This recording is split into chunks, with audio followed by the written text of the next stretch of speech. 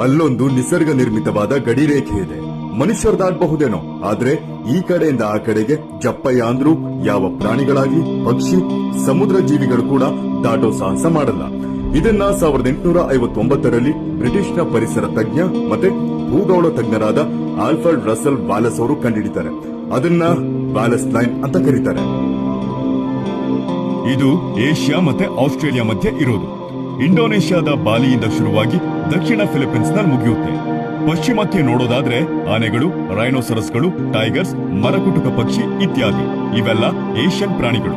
ಸರಿ, ಎಗ್ರಿ ಆ ಕಡೆ ಹೋದಾಗ ಸಿಗೋ ಪ್ರಾಣಿಗಳು ಕ್ಯಾಂಗ್ರೂಸ್, ಕೋಲಾಸ್, ಡಿಂಗೋಸ್, ಮಾನಿಟರ್ ಲಿಸರ್ಡ್ಗಳು ಮತ್ತೆ ಮಾರ್ಸುಪಿಯಲ್ಗಳು ಇಂಥವು. ಆಶ್ಚರ್ಯ ಅಂದ್ರೆ ಸಮುದ್ರ ಜೀವಿಗಳು ಕೂಡ ಆ ರೇಖೆನ ದಾಟಲ್ಲ ಅನ್ನೋದು. ಅದೇನಷ್ಟು ದೂರ ಏನಿಲ್ಲ, ಆದ್ರೂ ಬರಲ್ಲ.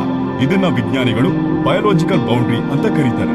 ಎಷ್ಟೋ ಸಾವಿರ ವರ್ಷಗಳ ಹಿಂದೆ ಟೆಕ್ಟಾನಿಕ್ ಪ್ಲೇಟ್ಸ್ ನಲ್ಲಿ ಆದಂತಹ ಕಂಪನದಿಂದ ಪ್ರಪಂಚದ ಭೂಪಟ ಬದಲಾಗಿ ಭೂಪ್ರದೇಶ ಬೇರಾಗಿ ಅಲ್ಲೊಂದು ಆಳವಾದ ಪ್ರಪಾತ ಹುಟ್ಟೋದು. ಅವಾಗ ಸೃಷ್ಟಿಯಾದ ರೇಖೆ ಇದಾಯ್ತು ಅಂತಾರೆ. ಅದಕ್ಕೆ ಆ ಗಡಿ ದಾಟಿ ಯಾವುದು ವಲಸೆ ಬರಲ್ಲ.